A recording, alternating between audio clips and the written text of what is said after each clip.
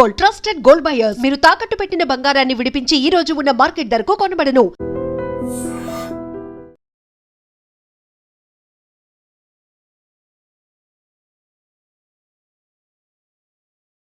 జీతంతో హింసిస్తున్నాడని చదువుకోవడానికి బీచ్కి వెళ్ళాను. అక్కడ వాచ్ పోయిందమ్మా. ఎల్లుండి నుంచి పరీక్షలు. కనీసం చేతికి సెకండ్ హ్యాండ్ వాచ్ అయినా ఉండాలిగా. ఓ 100 రూపాయలు బొమ్మా. ఈసారైనా తగలేసుకోకుండా వాచి కొనుక్కో. అలాగే. ఇదిగో 100. అయినా వాచి బారేసుకోవడం ఏమిట్రా పిచ్చి వెధవ. ఇదిగో పార్వతి, ఇందాక వీధిలోంచి వస్తుంటేను కొందరు పెద్ద మనుషులు కనిపించి త్యాగరాజోత్సవాల దగ్గరికి వస్తున్నాయి కదా, నా వంతు ఓ 500 రూపాయలు విరాళంగా ఏమని భైరవ రాగంలో బావురమన్నారే. 500? నేను ఇలాగే అన్నాను. మీరిస్తాను ఒప్పుకున్నారా? కుటుంబం బరువు బాధ్యతలు తెలిసిన వాడిని నేను ఎందుకు మాటిస్తానే. కావాలంటే 2 లేక 300 విరాళంగా ఇస్తాను, ఆ రోజు ఉచితంగా కచేరీ చేస్తానని మాటిచ్చాను. పైసా కూడా అడగం. మీ కచేరీ మాత్రం వద్దు బాబు అని దండం పెట్టుంటారు. అంతేనా? కమాతు రాగంలో కాళ్ళు చేతులు వెరకొడతాను.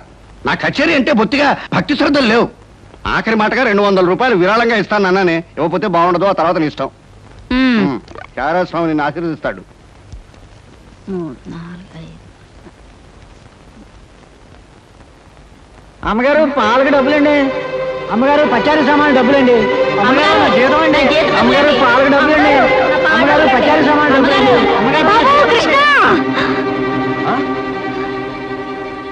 నా వల్ల కాదురా.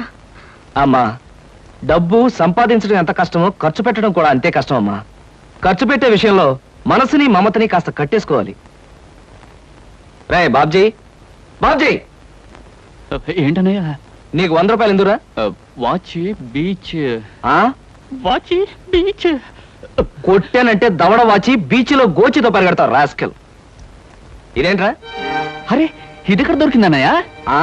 చమల్లాల్ కొట్లో నువ్వు తాకట్టు పెట్టిన చోట దొరికిందిరా. 75 రూపాయలు ఇచ్చి విడిపించి తీసుకొచ్చాను. ఆ 100 రూపాయలు ఇట్టించి వాచ్ తీసుకో. చూడు, ఎక్కువ భయం నటించక. రేయ్, మొహమ్మద్ కొట్టానంటే భూపాల్ రాగంలో భారీ ఎత్తున ఎడుస్తావు. సినిమా హాల్లో తెరల మీద పువ్వులు చల్లడానికి, చిల్లర చల్లడానికి వాచీలు తాకట్టు పెట్టుకుంటారా? అడ్డగాడిదా అని. వాడు అడ్డగాడిదైతే మరి నీ సంగతి విన్నా? నా సంగతి వేర్రా. ఏమిటి, త్యాగరాజోత్సవాలు జరిగి నెల కూడా కాలేదు, మళ్ళీ త్యాగరాజోత్సవాలు ఎక్కడి నుంచి వచ్చానన్నా? అవి త్యాగరాజోత్సవాలు కాదురా, సంగీతం నీకు తెలీదు. అవి రాగరాజోత్సవాలు. మాయ రాగరాజోత్సవాలు. సరే, ప్యాకెట్ ఆడడానికి ఇంట్లో అబద్ధం చెప్పి డబ్బు తీసుకోవడానికి సిగ్గుపడాలన్నా? అరే, నువ్వు చెప్పుడు మాటలను చెడిపోతున్నావురా.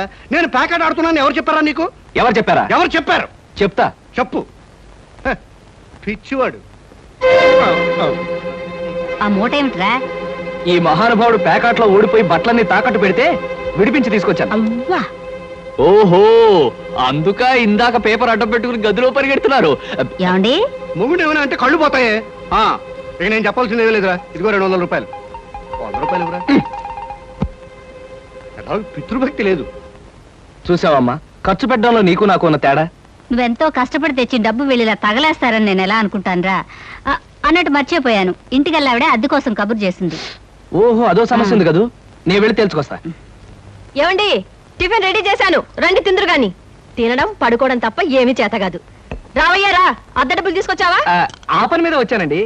కానీ టిఫిన్లు పెడుతూ ప్రొఫైల్లో నుంచున్న మిమ్మల్ని చూస్తుంటే అదేదో సినిమాలో రేఖలా అనిపించి అక్కడే నిలబడిపోయానండి.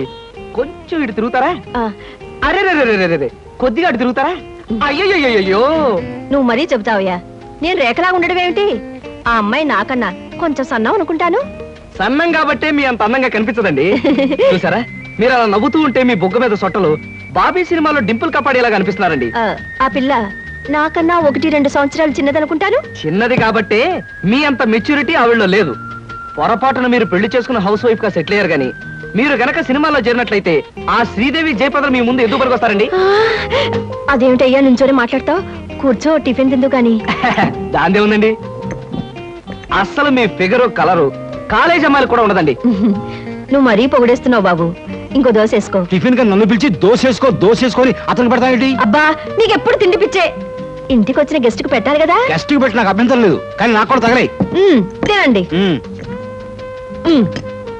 బాబు, నీకు హార్లిక్స్ కావాలా, బోన్విటా కావాలా? ఉల్లాసానికి ఆనందానికి వాడండి హార్లిక్స్. అయితే అదే తీసుకొస్తాను. ఏమండి, 1 మినిట్. వెనక నుంచి మీ మూమెంట్స్ చూస్తూ ఉంటే ఆ మూమెంట్ ఎలా ఉంటుందో ముందు నాకు చెప్పు, నేను తర్వాత దానికి చెప్తాను.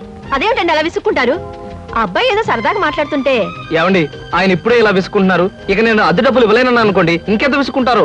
ఆయన విసుకోకుండా నేను చూసుకుంటానుగా. అది కాదే. మీరు ఊరుకోండి. చూడు బాబు, అద్దె ఈ నెలలో ఇవ్వలేకపోయినా వచ్చే నెలలో ఇద్దు గాని థ్యాంక్స్ అండి. టిఫిన్ తిను. ఏమయ్యా, నా తిండి తింటూ నాతో అబద్ధం చెప్పకూడదు. నిజం చెప్పు, మా ఆవిడ శ్రీదేవిలాగా జయప్రదలా ఉందే? మీరు అడిగారు కాబట్టి నిజం చెప్తున్నానండి. మీరు మాత్రం ఈ పక్క నుంచి చూస్తే శత్రుఘ్న సిన్హా అలా ఉన్నారు. హైట్ విషయంలో కొంచెం తగ్గారు కాబట్టి రిషి కపూర్ గారి, పెరుగున్నట్టయితే అమితాబ్ బచ్చనే. అసలు మీ పర్సనాలిటీకి ఈవిడ్ని ఎలా పెళ్లి చేసుకున్నారండి? ఏమిటోనయ్యా, నా తలరాత నా కర్మ. నిజానికి అదృష్టం బాగుంటే ఈ రేఖలో శ్రీదేవిలో చేసుకోవాల్సిన వాళ్ళే కదా. ఫ్యూచర్ లో చేసుకోవచ్చేమో. Anyway best of luck. ఈ దశ కూడా వేసుకో. Thank you. ఏం మొహాట పడకు, పళ్ళు కూడా ఉన్నాయి. అలాగే. ఏరా, మళ్ళీ అబద్ధాలు చెప్పి ఆ దంపతులిద్దరిని మోసం చేసి అద్దె బకాయి వేశావు ఏ? అమ్మా, జీవితంలో బ్రతకాలంటే మాటలైనా ఉండాలి, నోట్లైనా ఉండాలి. అసలు నీకు ఇంకో విషయం చెప్పనా? బారసాల నాడు నాకు రామకృష్ణ అని పేరు పెట్టి రామాని పిలవడం మానేసి కృష్ణాని ఎందుకు పిలుస్తున్నావే? అందుకేనేమో అబద్ధాలు చెప్పడం జీవితానికి తప్పనిసరి అయిపోయింది. ఉద్యోగంలోనూ అబద్ధాలు చెప్తున్నాను, ఇల్లు గడవడానికి అబద్ధాలు చెప్తున్నాను. కానీ ఈ అబద్ధాలు చెప్తున్నందుకు నేనేం బాధపడటం లేదమ్మా. ఎందుకంటే నేను అబద్ధాలు చెప్తుంది నా కోసం కాదు, నా కన్న వాళ్ళ కోసం, నాకున్న వాళ్ళ కోసం, అంతే. ఒరే రామకృష్ణ, కృష్ణుళ్ళ నువ్వు అల్లరి చేసి అబద్ధాలు చెప్పినా నీకు రాముళ్లాంటి మంచి మనసుంది. అది చాలరా మాకు. బ్రహ్మాండంగా గడిచింది. ఇక్కడ నుంచి వెళ్ళాలంటే మనసు ఒప్పడం లేదు. మనం బాగానే ఎంజాయ్ చేసామే. పాపం రాత ఒకటే కాటేజ్ లో ఉంది. మనం ఏం చేస్తామే? ఉదయం రాగానే తల్లొప్పని కాటేజ్ లో పడుకుంది. ఇప్పటికైనా తగ్గిందో లేదో రండి చూద్దాం. పదండి చూద్దాం. రాధా, ఓకే రాదా, నేను మళ్ళీ కలుస్తాను. బాయ్. ఏమిటి రాధా ఇది? నీకు తల్లప్పని చెప్పి మాతో రాకుండా ఉన్నది తను బాయ్ ఫ్రెండ్ తో గడపడానికి అనుకుంటాను. ఏ రాధా, అంటే తల్లప్పని చెప్పేది అబద్ధం అన్నమాట? సారీ సీత, ఏదో తను కూడా ఇక్కడికి వచ్చాడు. అతనితో గడపడానికి చిన్న అబద్ధం చెప్పి. షటప్. చిన్న అబద్ధం పెద్ద అబద్ధం అని చెప్పి సమర్థించుకోవాలని చూస్తున్నావా? సీత, మీ అందరికీ తెలుసు అబద్ధం చెప్పే మనిషి నేను హేట్ చేస్తానని. ఫోన్లేవే, కారణం అర్థమైంది కదా. కారణం ఏదైనా కావచ్చు, పరిస్థితులు ఏమైనా రావచ్చు. అబద్ధం చెప్పే మనిషిని నేను క్షమించలేను. అలాంటి వాళ్ళతో స్నేహమే కాదు, ఎలాంటి బంధాన్ని భరించలేను. ఇది చెప్పిన అబద్ధానికి పనిష్మెంట్ గా దీన్ని ఇక్కడ వదిలేసిపోదాం. పదండి. సీత, నేను చెప్పేది వినవి. ఏమిటి, రేపటికి వీసా దొరకడం కష్టం అవుతుందా? అదేమిటయ్యా, ఎల్లుండి నేను జపాన్ బయలుదేరి వెళ్ళాలి. All right. ఏమిటి సార్, ఏమైనా ప్రాబ్లమా? అదేనయ్యా, కొత్తగా మనం స్టార్ట్ చేయబోయే ఫ్యాక్టరీ మెషినరీ విషయంలో ఎల్లుండికి నేను జపాన్ ట్రిప్ పెట్టుకున్నాను. రేపటికల్లా వీసా దొరకడం కష్టమని ఆ ట్రావెలింగ్ ఏజెంట్ ఒకటే గొడవ. ఏం చేయాలో అర్థం కావట్లేదు. ఆ మాత్రం దానికి అలా వర్రీ అయిపోతారు ఎందుకు సార్? 5 నిమిషాల్లో మీ వీసా సంగతి నేను తేల్చేస్తానుగా. Please follow this file. Okay.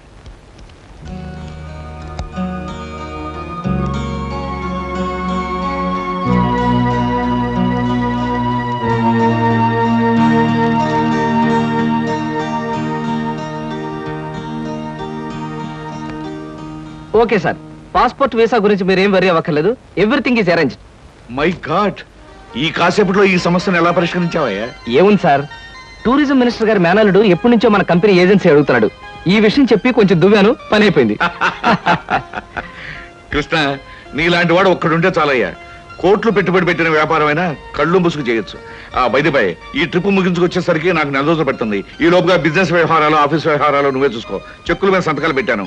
Office ఖర్చులకు ఎంత కావాలో అంత డ్రా చేసుకో. అలాగే sir. Wish you happy and successful trip. Thank you very much.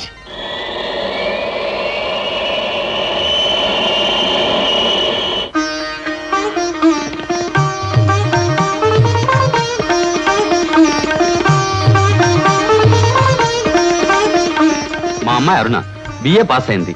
ఇంటి పని వంట పని అంతా చేతాం. ఏది చేతనైనా ఏది చేత కాకపోయినా మా అబ్బాయి ఇష్టపడ్డమే ముఖ్యమండి. మా అబ్బాయికి నచ్చితే ఆ పిల్ల ఆడపిల్ల అయినా సరే, లేక ఆడ గాడిద పిల్ల అయినా సరే ఇచ్చి పెళ్లి చేసేస్తాను. అబ్బాయి ప్రశ్నలే. మీకు పాటలు ఏమైనా వచ్చా? వచ్చండి. డాన్స్ రాదండి. రసగుల్లా చేయడం వచ్చా? అవంటే నాకు మహా ఇష్టం అండి, అందుకనే అడుగుతున్నాడు. సరిగ్గా చేయటం రాదండి, నేర్చుకుంటాను. చూడండి పెళ్ళికొడుకు గారు, మా స్నేహితురాల్ని మీరు ప్రశ్నలు అడిగారు, మరి దాని తరపున నేను మిమ్మల్ని కొన్ని ప్రశ్నలు అడగొచ్చా? మధ్యలో ఈ పిల్ల ఎవరు ప్రశ్నలు అడగడానికి?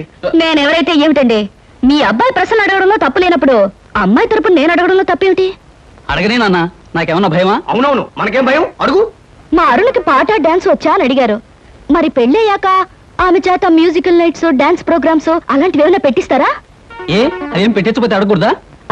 మరేం కాదు, మీకొచ్చే జీతానికి భారీ ఎత్తున పెద్ద థియేటర్లు బుక్ చేసి దాని చేత ప్రోగ్రామ్స్ ఇప్పించలేరు కదా అని అలా అడిగాను అంతే. అవును, మీకు కరాటే వచ్చా? రాదు, నేర్చుకోను కూడా. మీరు క్రికెట్ ఆడతారా? ఆడను, కావాలంటే చూస్తాను. రేపు పెళ్ళాన్ని ఎవరైనా ఏడిపిస్తుంటే రక్షించుకోవడానికి కరాటే గాని, పెళ్ళా సరదాగా చూడాలంటే ఆడడానికి క్రికెట్ కూడా రాదు. ఏమిటండి ఈ పిల్ల ఎవరినో తీసుకొచ్చి అర్థం లేని ప్రశ్నలు అడిగిస్తున్నారు? ఇవి అర్థం లేని ప్రశ్నలు కావు, మీరు అర్థం చేసుకోలేని ప్రశ్నలు. పశువులు సంతలోకి వచ్చినట్టు పెళ్లి చూపుల పేరుతో పెళ్లి కూతురు ఇంటికొచ్చి తలా తోకాలేని ప్రశ్నలు వేసి ఆ పిల్లలు బాధ పెట్టి ఆ తర్వాత తీర్పిచ్చే జడ్జి గారులాగా మీరు జడ్జిమెంట్ ఇవ్వడం సాంప్రదాయం కావచ్చేమో గాని సంస్కారం మాత్రం కాదు. అమ్మా సీత, నువ్వు ఊరుకోమ్మా. ఎందుకు ఊరుకోవాలి బాబాయ్ గారు? మన అమ్మాయి ఎలాంటిదని వాళ్ళు తెలుసుకోవడానికి ప్రయత్నించినప్పుడు వాళ్ళ అబ్బాయి ఎలాంటి వాడో తెలుసుకోవడానికి మనం ఎందుకు ప్రయత్నించకూడదు? అమ్మమ్మమ్మమ్మమ్మ, నీలాంటి పిల్ల ఈ పిల్లకి స్నేహితురాలంటే ఈ అల్లుడు కూడా ఆటం బాంబరాడన్నమాట. ఈ పిల్లను పెళ్లి చేసుకున్న మరుక్షణం నా కొడుకు మతిస్థిమతు లేకుండా రోడ్ల వెంబడి తిరగాలి, వాడి వెంట నేను తిరగాలి. చూడండి పెద్దవారు, మీకు ప్రత్యేకంగా చెప్పక్కర్లేదనుకుంటాను. ఆడదంటే అమ్మకానుకున్న ఆట వస్తువు అనుకోకండి. వచ్చి చూసి పరీక్షించి పరిశీలించి మీ ఇష్టాలు చెబితే తలదించుకోవడానికి ఈ కాలపు ఏ ఆడపిల్ల సిద్ధంగా ఉండదని గుర్తుంచుకోండి. నువ్వెన్నైనా చెప్పు సీత, పెళ్లి చూపులకు వచ్చిన అబ్బాయిని అలా ప్రశ్నలు వేయటం పొరపాటు అనిపిస్తోంది. తన లైఫ్ పార్ట్నర్ గురించి మగాడు ప్రశ్నలు వేసినప్పుడు ఆడది మాత్రం ప్రశ్నలు ఎందుకు వేయకూడదు? ఆడపిల్లల వైపు నుంచి ప్రశ్నలు వేయడం మొదలు పెడితే అబ్బాయిలు పారిపోతారే పెళ్లి చేసుకోకుండాను. సరే, పెళ్ళన్నది ఆడదానికి ఎంత అవసరమో మగవాడికి అంత అవసరమే. కనుక ఎవరు ఎంతకాలం అని పెళ్లి చేసుకోకుండా పారిపోతారో? దాని పెళ్లి చూపులప్పుడు నువ్వు అలా మాట్లాడావు, రేపు నీ పెళ్లి చూపులప్పుడు ఏం చేస్తావే? ఆడది మగాడు ముందు బలి కోసం ముస్తాబైన గొర్రె పిల్లల తల ఉంచుకుని కూర్చోవడం ఇవన్నీ నా విషయంలో కుదరదు. మరి నీ పెళ్లిలా చేసుకుంటావే? అదే సస్పెన్స్. నేనెలా పెళ్లి చేసుకుంటాననేది త్వరలోనే మీకు తెలుస్తుంది. డబ్బరు ఎక్కడేమిటి చూసారా? ఎవరో అమ్మాయి మొగుడు కావాలి అని పేపర్లో వేసిందిరా. ఆవేశపడకండి రా, పేపర్ చెడిపోతుంది. వాడు చదువుతానంటున్నారుగా, ఫేమస్ ఆడ చదువు. మొగుడు కావాలను, అనేక లక్షల ఆస్తికి వారసురాలు, కోటేశ్వర ఏకైక కుమార్తెనై అందం చదువు ఉన్న నాకు మొగుడు కావాలి. అన్నింటిలోనూ నాకంటే ఎక్కువ అర్హతలు గల వ్యక్తి నేను ఎన్నుకోదలిచాను. చదువు, అంతస్తు, ఆస్తి, అందం, పేరు ప్రతిష్టలు కలిగిన ఉత్సాహవంతులైన యువకులు నేను చేసే ఇంటర్వ్యూకి హాజరు కావచ్చు. ఇంటర్వ్యూ జరిగే స్థలం తాజ్ హోటల్, రూమ్ నెంబర్ 321, సమయం శుక్రవారం సాయంత్రం 5-7 గంటల మధ్య. పైన పేర్కొన్న అర్హతలు కలిగిన ఎవరైనా హాజరు కావచ్చు. ఇట్లా సీత ఎంఏ. సీతో పీతో ఈ పిల్ల చాలా పెద్ద కెనెట్లో ఉంది గురు. అది ఇచ్చిన అడ్వర్టైజ్మెంట్ చూస్తుంటే ఆ నేపాల మహారాజు కొడుకు వచ్చినా సెలెక్ట్ చేసుకోదనిపిస్తుంది. మనబోటి వాళ్ళు ఎవరూ లాభం లేదురా. ఆ అమ్మాయికి నచ్చాలంటే ఏ అమెరికా ప్రెసిడెంటో ఇంగ్లాండ్ ప్రైమ్ మినిస్టర్ అయి ఉండాలి. Non sense. దీని చేత సెలెక్ట్ కాబడ్డానికి ఎక్కడి నుంచో రావాలా? మనం వెళ్ళినా చాలు సెలెక్ట్ కావచ్చు. కబుర్లు చెప్పడం కాదు గురు, దమ్ములుంటే వెళ్ళి ఆమె చేత సెలెక్ట్ అనిపించుకో, నీకే తెలుస్తుంది. దమ్ముగిటే చాలదురా, సొమ్ములు కూడా ఉండాలి ఇలాంటివన్నీ పడగొట్టడానికి. అలాంటివి ఏమీ అక్కర్లేదు, పర్సనాలిటీ మాట ఉంటే చాలు. ఇలాంటి వాటిని ఈజీగా పడగొట్టచ్చు. అంత తేలిగ్గా చెబుతున్నావు. ఆ ఇంటర్వ్యూకి వెళ్ళి సెలెక్ట్ అయ్యరా చూద్దాం. Okay, 1000 rupees bet. నేను వెళ్ళి ఈ అమ్మాయి ఇంటర్వ్యూలో సెలెక్ట్ అయ్యి వస్తాను. Okay, 1000 rupees bet. But one condition. ఏమిటది? నేను పందెం కోసమే వెళుతున్నాను తప్ప ఆ పిల్లని పెళ్లి చేసుకోవడానికి మాత్రం కాదు. కనుక ఈ పిల్ల నన్ను సెలెక్ట్ చేసుకున్నట్టుగా ప్రూవ్ చేసుకుని ఆ తర్వాత నీలాంటి దాన్ని పెళ్లి చేసుకోవడం నాకు ఇష్టం లేదని దాని మొహం మీద చెప్పేసి వస్తాను. Done. Next. May I come in? yes come in. Hello. Hello, take you seat. Thank you. ఏమిటి ఇలా వచ్చారు? ఇంటర్వ్యూలో ఏదో గొప్ప క్వశ్చన్ ఉంటాయి అనుకున్నానే, మొట్టమొదటే వేశారు డెత్ క్వశ్చన్. డెత్ క్వశ్చనా? అంటే చచ్చు ప్రశ్న. బాంబేలో బాంద్రాలో బ్యూటీ క్వీన్ రెస్టారెంట్ లో కూర్చుని బ్రేక్ఫాస్ట్ తింటూ పేపర్ తిరిగేశాను. అందులో మీ ఇంటర్వ్యూ అడ్వర్టైజ్మెంట్ చూసి ఇంట్రెస్టింగ్ అనిపించి కలెక్టర్ ప్రోగ్రామ్ క్యాన్సిల్ చేసుకుని ఇక్కడికి వచ్చాను. ఇక్కడికి వచ్చిన వ్యక్తిని ఇంటర్వ్యూకే వచ్చాను తెలుసుకోకుండా ఎందుకు వచ్చారని అడగటం డెఫినెట్ గా డెత్ క్వశ్చనే. Am I correct? Yeah you are correct. I'm sorry. మీరేం చేస్తుంటారు? ఏం చేస్తుంటారు అనే కంటే ఏం చేయగలరు అని అడగండి. ఎందుకంటే నేను చేయలేదంటూ ఏమీ లేదు. స్టేట్స్ లో టెక్స్టైల్ బిజినెస్, జపాన్ లో ఎలక్ట్రానిక్ బిజినెస్, స్విస్ బ్యాంక్ లో మనీ ట్రాన్సాక్షన్, ఇంగ్లాండ్ లో ఎక్స్పోర్ట్ బిజినెస్. ఐఎమ్ సారీ, నా క్వాలిఫికేషన్స్ అన్ని చెప్పాలంటే ఒక ఫుల్ డే పడుతుంది. By the by, my name is Krishna. Glad to meet you. అన్నట్టు నేను అడ్వర్టైజ్మెంట్ ఇచ్చిన పేపర్లోనే మరొక 6 పెళ్లిళ్ళ అడ్వర్టైజ్మెంట్స్ వచ్చినాయి. అక్కడికి వెళ్లకుండా ఇక్కడికే ఎందుకు వచ్చారు? ఇది ఒక ఫూలిష్ క్వశ్చన్. దట్ మీన్స్ చవట ప్రశ్న. మిగతా అడ్వర్టైజ్మెంట్స్ అన్ని వాళ్ళ పేరెంట్స్ ఇచ్చారు, ఇదొక్కటే ఇండివిజువల్ గా ఇచ్చారు. అందుకే తమాషాగా థ్రిల్లింగ్ గా ఉండి ఫ్లైట్ ఇటు పక్కకు మళ్ళించారు. ఆహా, మీకు ఏ ఏ భాషలు వచ్చా? నాకు చాలా వచ్చు అనుకోండి. ఇంతకీ మీకేం వచ్చో చెప్పండి. తెలుగు, ఇంగ్లీష్, కాస్త హిందీ. That's all? అంతేనా? మ్, నాకు ఫ్రెంచ్ వచ్చు. ఫెర్నాష్ ఇష్కోలా డెషికా అంటే ఫ్రెంచ్ లో మీరు కులాసాగా ఉన్నారా అని. చైనీస్ వచ్చు. చింగ్ చాంగ్ చింగ్ మెన్ అంటే మీరు చాలా అందంగా కనిపిస్తున్నారు అని. జాపనీస్ వచ్చు. ఓషియో ఖుష్బూ బుషు అంటే నా గురించి మీకు చాలా తక్కువ తెలుసు అని. ఇలాగే ఆల్మోస్ట్ వరల్డ్ లాంగ్వేజెస్ అన్ని కవర్ చేశాను. ఫెంటాస్టిక్. మీ ఫ్యామిలీ బ్యాక్గ్రౌండ్? మా ఫాదర్ రాగరాజు అంటే junior Tyagaraju, a great singer. ఆయన అమెరికాలో ప్రోగ్రామ్స్ ఇస్తూ ఉంటే లండన్ నుంచి దొరలు స్పెషల్ ఫ్లైట్స్ లో వస్తుండేవారు. ఇక మా mummy Bombay ladies federation secretary, Delhi social service league president. ఆవిడ a lady in the society, tomorrow's woman అనే పెద్ద పెద్ద గ్రంథాల్ని ఏమి తోచినప్పుడు రాసి పారేశారు. వాటిని మిగతా భాషల్లోకి అనువదించారు కూడా. ఐ మీన్ ట్రాన్స్లేట్ చేశారు కూడాను. మీరు చదవలేదా? ఇక మా బ్రదర్ ఐఏఎస్. వాడు పుస్తకాల్లో పుట్టి పుస్తకాల్లో పెరిగి ఫ్యూచర్ లో పుస్తకాల్లోనే చావచ్చు. అంతలా స్టడీ చేస్తుంటాడు. మీ ఫ్యామిలీ బ్యాక్గ్రౌండ్ నాకు నచ్చింది. మీరు కూడా నచ్చారు. All right. కాకపోతే పెళ్లి కొడుకుని ఇలా సెలెక్ట్ చేసుకోవడంలో మీ ఉద్దేశం ఏమిటి? ఈ డ్రెస్ చాలా బాగుంది. ఎక్కడ కొన్నారు? అర డజన్ షాపులు తిరిగి తిరిగి కష్టపడి మరీ సెలెక్ట్ చేసుకున్నాను. బాగుండకేం చేస్తుంది? ఆఫ్టర్ ఆల్ 6 months కట్టుకుని అవతల పారేసే ఒక డ్రెస్ కోసం 6 డజన్ షాపులు తిరిగి ఎంతో కష్టపడి సెలెక్ట్ చేశానంటున్నారు. అలాంటిది జీవితాంతం నేను కట్టుకునే భర్తని ఇలా సెలెక్ట్ చేసుకోవడంలో తప్పే ఉంది. మీరు చెప్పింది రీజనబుల్ గానే ఉంది. కాకపోతే నేను కూడా అమ్మకానికి పెట్టిన బొమ్మను కాదు, సంతలో ఉన్న జంతువును కాదు, షాపులో ఉన్న షర్టును కాదు. కనుక మీరు సెలెక్ట్ చేసుకున్నా నేనెందుకు ఒప్పుకోవాలి? మిస్టర్ కృష్ణ, మీరు పొరపాటు పడుతున్నారు. ఈ భర్తల సెలెక్షన్ అనేది పురాణాల్లో ఉంది, పురాతన కాలంలోనూ ఉంది. స్వయంవరంలో సీత రాముణ్ణి సెలెక్ట్ చేసుకుంది, ద్రౌపది అర్జునుడిని ఓకే చేసుకుంది. ఇంకా ఇవన్నీ చెప్పి మిమ్మల్ని బోర్ కొట్టించడం ఎందుకు? You are selected. ఆ పిల్ల నన్ను సెలెక్ట్ చేసుకున్నట్టుగా ప్రూవ్ చేసుకుని ఆ తర్వాత నీలాంటి దాన్ని పెళ్లి చేసుకోవడం నాకు ఇష్టం లేదని దాని మొహం మీదే చెప్పేసి వస్తాను.